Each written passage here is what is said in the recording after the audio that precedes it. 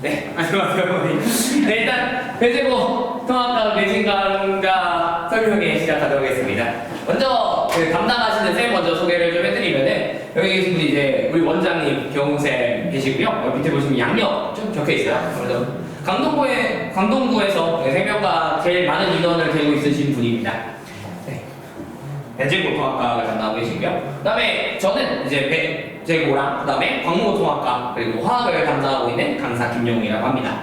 네. 그래서 이거는 양력 같은 경우에는 아마 브로셔 받으셨을 거예요. 그래서 브로셔 있는 거에 좀 더 자세히 나와 있으니까 한 번씩 보시면 좋을 것 같고요. 먼저 소개해드릴 내용은 이 개정교육과정이 좀 어떻게 바뀌었느냐, 통합과학에 대한 비중에 대해서 좀 소개를 해드리려고 하는데, 여기 이제 과거거든요. 과거의 교육과정은 크게 4개 단원이에요. 그래서 왼쪽에 있는 1학기에 배우는 통합과학 1학기 내용, 그 다음에 오른쪽에 있는 2개가 통합과학 2학기에 있는 내용이었습니다. 근데 이제 새로 개정교육과정이 바뀌면서 이렇게 바뀌거든요. 근데 보시는 것처럼 원래는 크게 4개 단원이었는데 지금 보시는 것처럼 총 6개 단원이 조금 늘어났어요.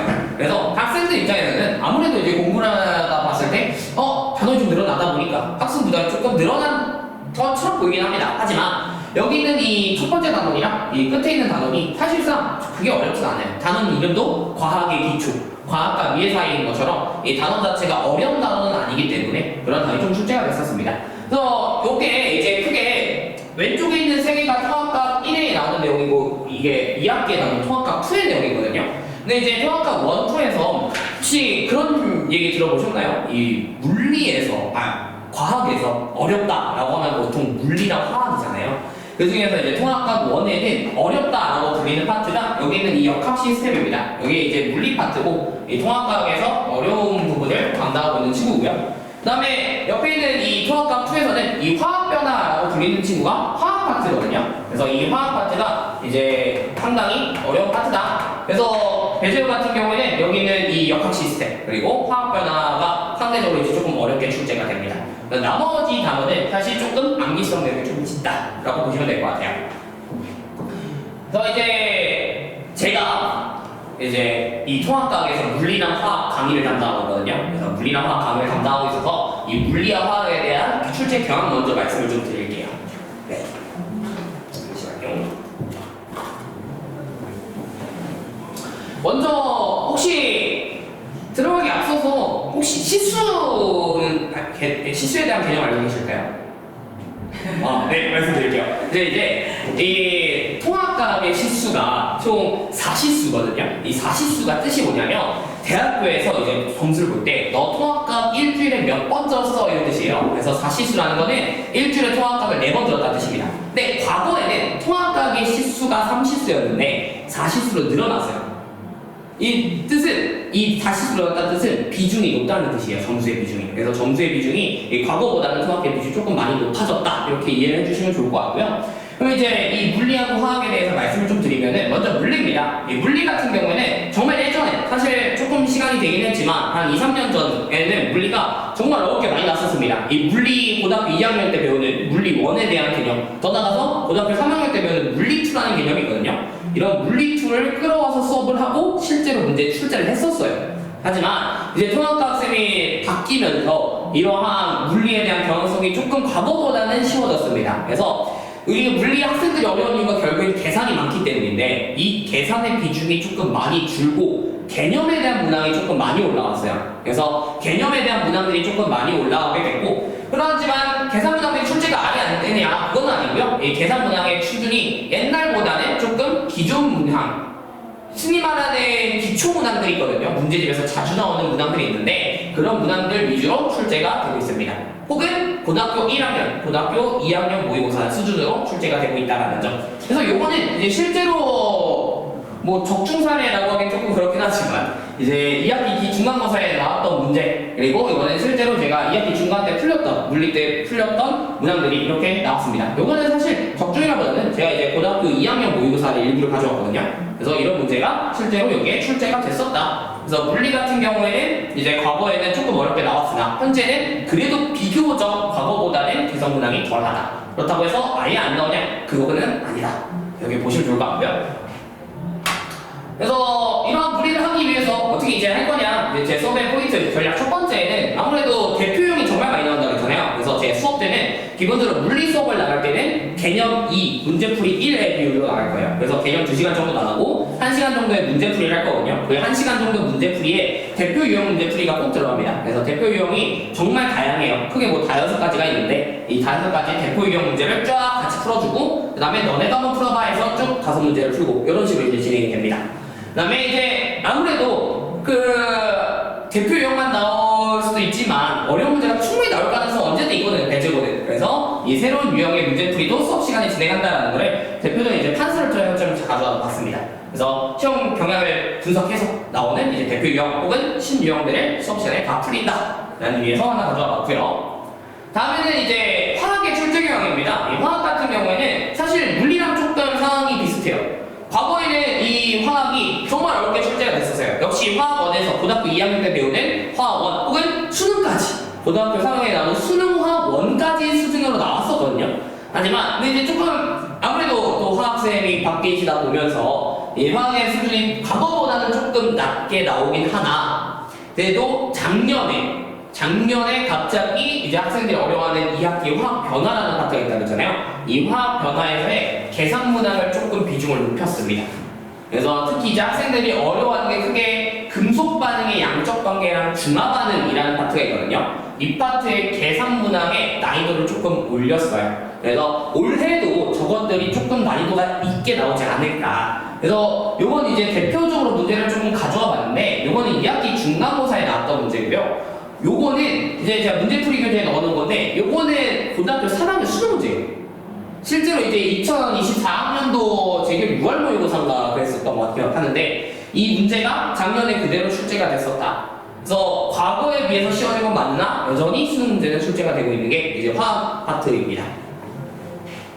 그래서 이런 화학 파트를 이제 어떻게 접근할 거냐? 아무래도 이제 그 화학 파트다 보니까 이 학생들이 공부를 하는 데 있어서 우리가 원자 분자라는 걸 다루거든요. 근데 이 원자 분자라는 게 사실 눈으로 보이지는 않거든요. 이런 것들을 이제 제가 세세하게 개념부터 중학교 개념부터 해가지고 개념 정리를 쭉 설계를 하고 있습니다. 그걸 이제 판서로 제가 준비를 대표적으로 해봤고요. 요건 이제 개념 정리 이렇게 하고 있구나 정도로만 봐주시면 좋을 것 같아요. 이렇게 해가지고 계산 문항까지 물리랑 동일한 비율로 2시간의 개념에 1시간 문제풀이 이런 식으로 진행이 될 겁니다.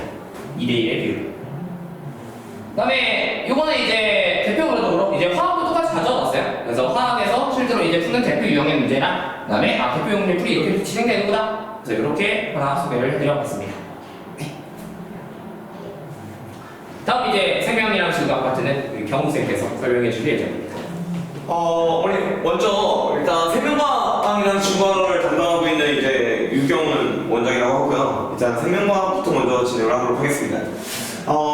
저희 2학기 그러니까 벤제고 생명과학 같은 경우에는 좀 지역적 선지와 그 다음에 낚시성 선지에 대해서 좀 유의할 필요가 있는데 일단 2학기 기말고사 이제 재작년 2학기 기말고사 9번을 보신다면 지금 보면 뭐 여기에 한 지역에 습강 초원 등이 존재한다. 이게 생태계 다양성이고요. 그 다음에 숲에는 이런 애들이 존재한다. 라는 것이 이제 종다양성. 그 다음에 얘가 이제 유전적 다양성. 이라고 하는 내용이에요.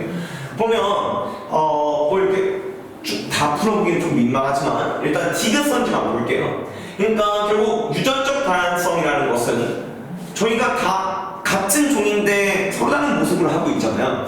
같은 종인데 서로 다른 모습을 하고 있는 거는 유전적 다양성이다 라는 것이거든요. 그럼 여기에서 키포인트는 같은 종이라는 거예요. 같은 종. 근데 같은 종이라는 게 키포인트인데 같은 종 여기 디귿번 선지 보면 군침 내 개체군 간의 유전적 차이가 다양함을 의미한다 이렇게 되어 있는데 개체군 간이라는 거는 우리 개체군의 정의에 따라서 개체군은 무조건 하나의 종으로 이루어지게끔 돼 있어요. 그러면 개체군 간이라고 하면 결국 어떻게 되냐면 다른 종이라는 걸 의미하고 있는 거예요. 그러면 결국 디귿번 선지가 틀린 거거든요. 그럼 왜 틀렸냐? 유전적 다양성은 같은 종을 의미하지만 얘는 지금 선지가 다른 종을 의미하고 있으니까 그럼 어떻게 되냐면 얘가 개체군 간이 아니라 개체군 내로 바뀌어야 돼요.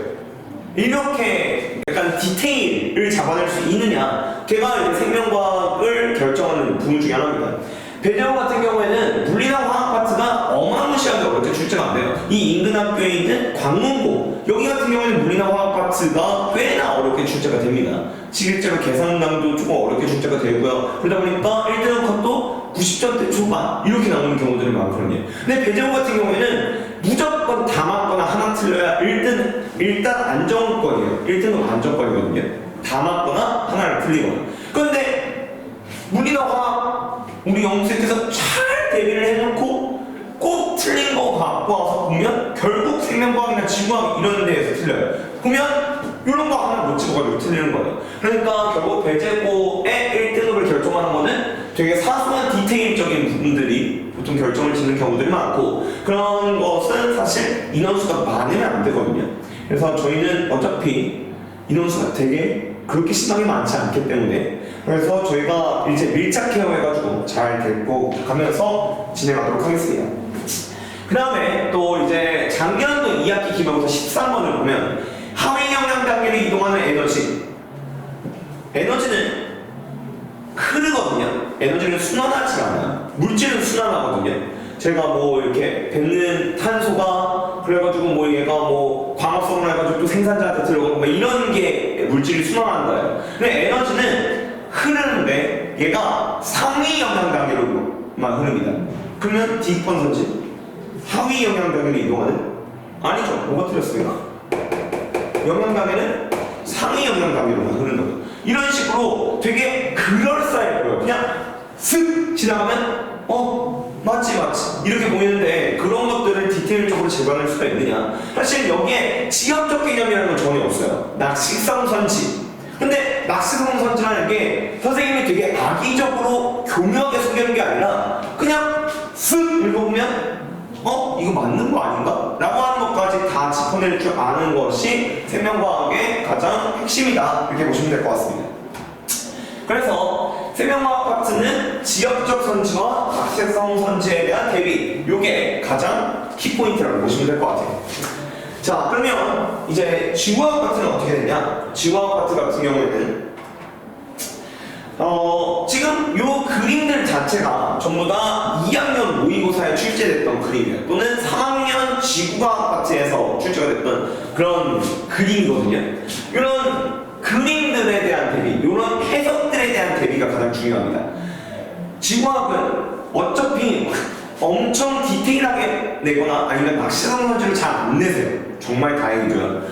생명과학은 낚시성 성지와 지역적 개념에 되게 많이 집착을 해서 내시는데 지구과학은 너네들 되게 이런 어떤 고상모의고사 또는 고위모의고사에 출제될 법한 그림을 해석할 수가 있어? 요거에 대해서 집착을 하시거든요. 그래서 지구과학 파트 같은 경우에는 결국 기본 개념만 충실하게 암기하고 됩니다. 그 다음에 낯선 자료를 해석할 수 있어? 이런 거에 디테일하게 내시거든요. 그래서 지구과학 파트와 생명과학 파트는 이렇게 출제되는구나에 대해서 우리한테 조금 잘 아셨으면 저희가 이제 어떻게 대비를 하냐라는 거 이거는 제가 이런 식으로 대비를 시킨다. 그래서 빈칸 테스트나 자작 OS 테스트 이런 걸로 해가지고 저희가 대비를 시킨다라는 거. 왜냐면 사실 물리나 화학 파트는 계산 문항이나 이런 어떤 계산 문항에 조금 집착을 한다면 생명과학과 지구과학은 계산 문항에 집착할 이렇게 어마무시하게 막 난이도가 높은 문제가 나오지는 않거든요. 다만 그런 선지들을 디테일하게 짚을 수가 있냐라고 하는 개념이 가장 중요하다 보니까 그런 거에 저희가 맞춰서 대비를 시킵니다.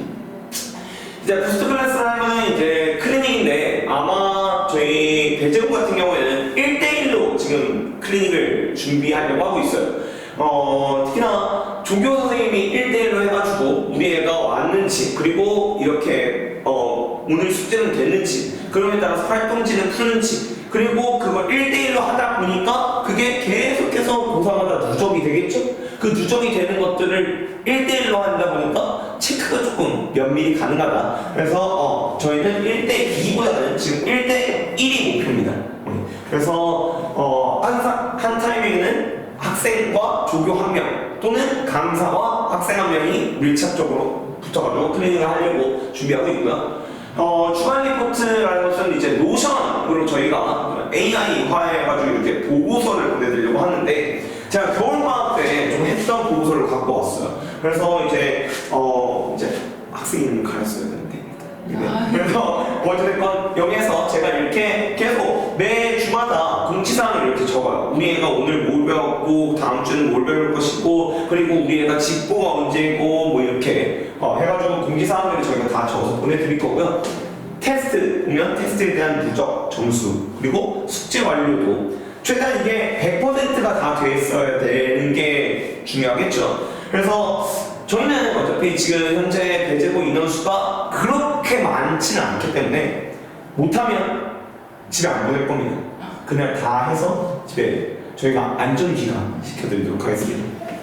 그래서 이거는 이제 매주마다 어머니 폰으로 저희가 링크를 보내드리기도 할 거고요. 아니면 어머니가 이제 링크가 어차피 저희가 매주마다 이게 바뀌는 게 아니거든요. 들어가면 그냥 요거를 계속해서 수시로 언제든지 어머니가 항상 확인할 수 있게끔 저희가 이렇게 보고서화해서 보내드리도록 하겠습니다. 그 다음에 저희가 이제 SOS 클래스라고 약간 밀착 과외 같은 느낌이거든요. 그래서 이 SOS 클래스라고는 과외는 아무래도 조교 애들한테 시키기가 조금 힘들다 보니까 저희가 담당 강사 저와 그다음에 영수님께서 직접 이렇게 과외 형식으로 해가지고 우리 아이를 얘가 딱 봐도 여기 파트를 분명 수업을 했는데 얘가 전혀 이해를 못했네. 우리 같은 경우에는 여기 파트에서 계산을 해야 되는데 얘가 전혀 안 됐네. 또는 생명과학은 과거에 너무 배웠다 보니까 얘가 개념을 다 까먹었네. 시험 대충 오니까. 그러면 과외 형식으로 해가지고 애한테 주입식 교육으로 때려 넣을 겁니다. 그렇게 해서 저는 이제 화요일 4시부터 10시까지 영수쌤 같은 경우에는 목요일날 7시부터 10시까지 이렇게 항상 저희가 짐을 받으려고 상주할 거고요. 그래서 아이가 중간 테스트를 봤는데 막 10점 만점에 1점이다. 이러면 누가 봐도 이건 이해를 못한 거라고 판단할 수밖에 없거든요. 그런 것들에 대해서 저희가 밀착 과외 형식으로 해서 이제 보통 이제 대형 수업을 못 따라온다. 그러면 이제 어머니들 뭘 보통 고민을 하시냐면 약간 대학생 과외를 구해야 되나? 이런 경우들이 있는데 그런 거 필요 없다. 저희는 제 수업만 들으면 알아서 저희가 과외까지 다 해드리겠다 라는 게 SOS 클래스라고 보시면 됩니다. 뭐 수업에 손필기 당연히 제공해드리고 당연히도 학교 필기는 어떻게 제공하냐? 이제 아이한테 슬쩍 가서 이제 누가 봐도 성실한 학생들이 가끔가다 있잖아요. 그 아이한테 이제 포상금을 지급한 다음에 여기 파트 잘 해놓으면 쌤이 얼마 정도 줄게 이렇게 해가지고 약간 뒷거래를 하는 거죠. 그래가지고 저희가 학교 필기 마찬가지로 한 2주 전 또는 3주 전쯤에 해가지고 아이한테 복사를 한 다음에 저희 수업을 듣는 학생들한테 전부 학교 필기를 제공한다라는 거. 그 다음에 저희 이제 꼼꼼한 테스트.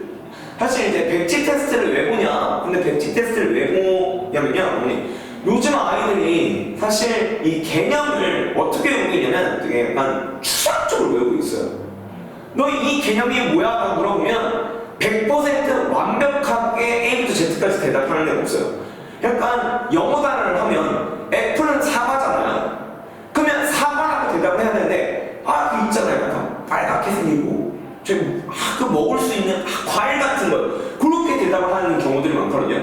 그러면 결국 공백이 생길 수밖에 없고 그 공백에서 결국 틀리게 되는 거예요. 그러다 보니까 저희가 이제 테스트는 백지 테스트로 최대한 저희 수업 교재 이용해서 거기들을 싹 다 어차피 수업 교재에 그대로 적혀 있는 거니까 그 수업 교재에 대한 거를 만약에 규모라고 적혀 있는 것들을 그냥 수업 교재에 싹 정의를 지워서 너 정의 여기부터 처음부터 끝까지 써봐 이런 식으로 해서 테스트를 볼 겁니다. 수업 교재에 어차피 정답이 있고 그거를 싹 설명 부분만 집어가지고 여기 정의 다 써. 정의가 적혀있고 얘를 삼겨놓는 거는 제가 봤을 때 큰 의미가 없더라고요. 얘만 살려놓고 이 뒤에를 지워야 정확한 테스트가 가능하더라고요. 그래서 백지 테스트 볼 거고 구두 테스트는 아마 시험 3주 전부터 이제 볼 것 같습니다. 그래서 뭐 아이가 오면 이런 것이죠. 야 안드로메다 시험 규모 어떻게 돼? 이런 식으로 해가지고 일일이 물어보고 딱 봐도 안 됐어. 그러면 너는 SOS 클래스 와라. 약간 뭐 문제 한 50개를 물어보고서 딱 봐도 30개 아니 40개를 대답을 못해. 이 아이한테 딱 봐도 큰일 났구나라고 판단할 수밖에 없겠잖아요. 그런 것들에서 저희가 구두 테스트까지 진행을 할 것입니다. 저희 학원의 가장 큰 장점은 이제 강사진들이 젊고 그리고 물리화학은 전문화된 강사 생지는 전문가된 강사가 따로따로 담당을 한다는 게 가장 큰 장점일 것 같고요. 무엇보다 인원수가 심하게 많지 않기 때문에 우리 아이를 한 명 한 명 물심양면 케어할 수 있다가 가장 큰 저희 학원의 장점이지 않을까 싶어요.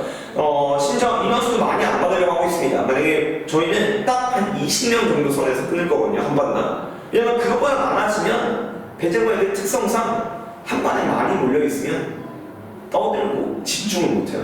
그러다 보니까 저희는 최대한 배제고 1학년 애들은 아무래도 1학년에 아직 중학교이다 보니까 이게 많이 몰려있으면 집중을 못하더라고요. 그래서 최대한 20명 안쪽으로 받아서 저희가 물심양면 한 명 한 명 싹 다 케어하는 게 저희의 수업의 목표라고 보시면 될 것 같습니다. 여기까지 배제고 통합과학을 담당하는 유경 원장과 그 다음에 김용 강사였습니다.